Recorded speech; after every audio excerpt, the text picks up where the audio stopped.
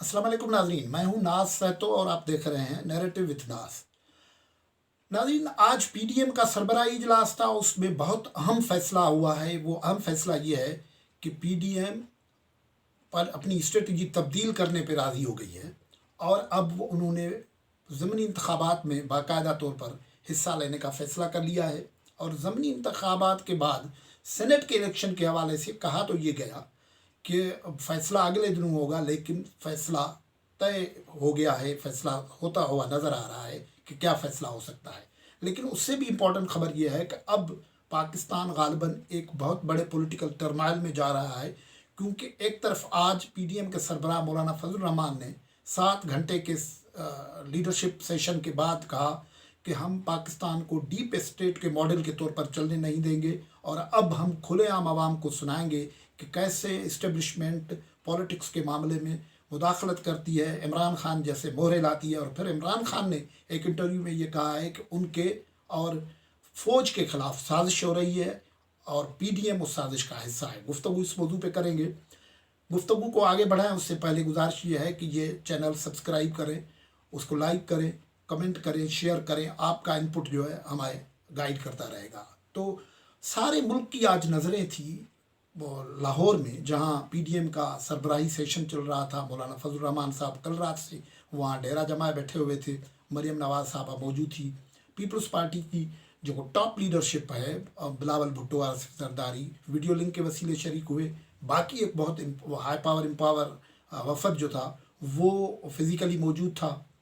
दूसरी component parties भी मौजूद थी। उस सेशन के बाद 7 घंटे का सेशन था और सेशन को कंक्लूड करने के लिए प्रेस ब्रीफिंग के सामने जब आए तो 7-8 मिनट की गुफ्तगू हुई। मौलाना फजल रहमान ने जो सबसे बड़ा फ़ैसला अनाउंस किया वो ये किया कि पीडीएम ने ये फ़ैसला कर लिया है कि ज़मनी इंतखाबात में पीडीएम हिस्सा लेगा। तो इस फैसले से ज़ाहिर ये हो गया, जो गुज़श्ता दिनों हम कर रहे थे कि ये इस्तीफ़ों के मामले के हवाले से कंट्रोवर्सी खड़ी हुई थी, उसमें मैंने 2-4 दिन पहले एक व्लॉग किया था। उसमें कहा था कि अब मुकाबला जो है फ़िक्र फजल रहमान और जरदारी डॉक्ट्रिन के बीच में है। और हमने ये कहा था कि जरदारी डॉक्ट्रिन ने प्रिवेल करना है।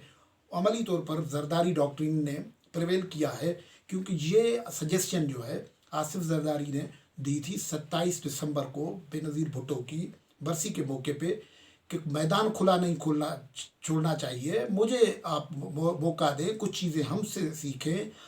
मैं आपको निकाल के दिखाता हूँ। मैंने जनरल परवेज़ मुशर्रफ को निकाला था, ये छोटी चीज़ है, इसको भी निकाल देंगे। उसके बाद 29 को पीपी का सेंट्रल कमेटी का इजलास हुआ था।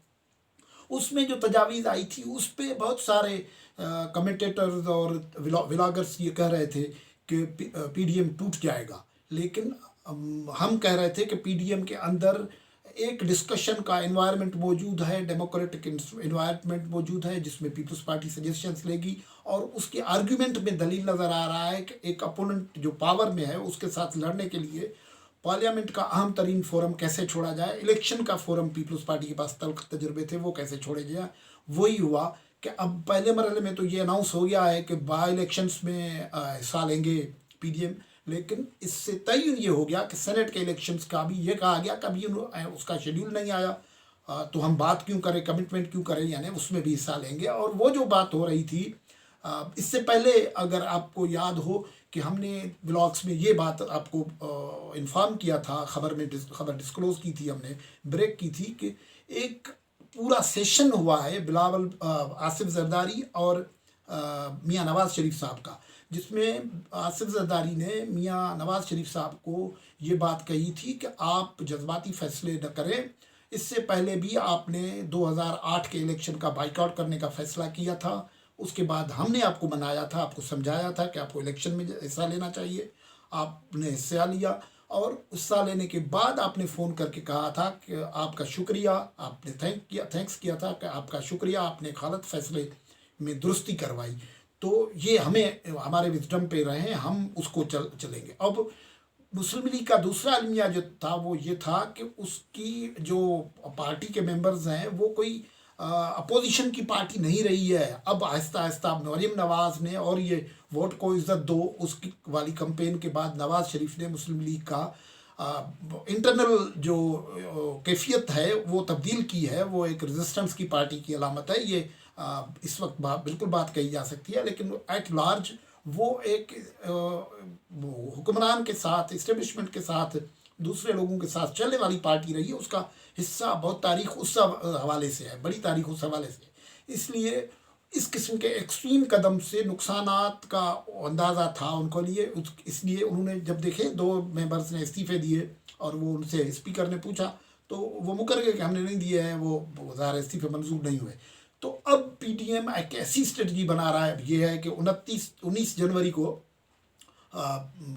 इलेक्शन कमीशन ऑफ पाकिस्तान के सामने एहतजाज होगा। ये भी ज़ाहिर है इलेक्शन कमीशन इस वक्त बाई इलेक्शंस करवाएगा ना, उस वक्त इलेक्शन कमीशन इस किस्म की सूरत हाल को जब फेस करेगा तो उसको ज़्यादा इंडिपेंडेंट होना पड़ेगा कि कंप्लेन ना आए, वो ये मामला है। और उन्होंने ये भी कहा है एक बात कि लॉन्ग मार्च जो है वो लॉन्ग मार्च के सिलसिले में अब बाई इलेक्शंस के बाद फैसले होंगे।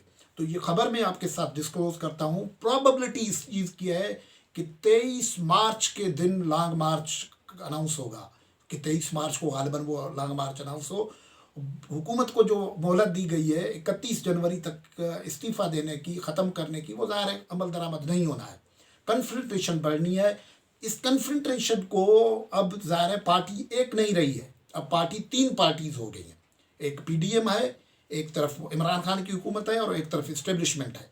तो अब ज़ाहिर है वो जो मीडिएटर्स हैं, दुरानी साहब की जैसे मीडिएटर्स से काम नहीं चलेगा और मेरा ख्याल है कुछ और मीडिएटर्स बीच में आएंगे जो हमें पता है कि कई जगहों पे उनकी तैयारी भी हो रही है, उनकी डेंटिंग पेंटिंग हो रही है कि उनको उतारा जाए। फिर ये भी है कि ये जो मामला था नो कॉन्फिडेंस मूव वाला, मौलाना फजल रहमान साहब ने पॉलिटिशियन की हैसियत में वो बिल्कुल ही जुमला कहा कि हम कुछ सवाल आप पूछते हैं और हम मुस्करा के आपको रख देते हैं। वो इसलिए रख देते हैं कि आपको बाद में, यानी मीडिया को बाद में सरप्राइज़ देनी होती है। लेकिन नो कॉन्फिडेंस का मूव भी होगा और वो गालिबन सबसे पहले पंजाब से होगा, फिर नेशनल असेंबली में जाएगा, बलूचिस्तान में मामलात बहुत होंगे।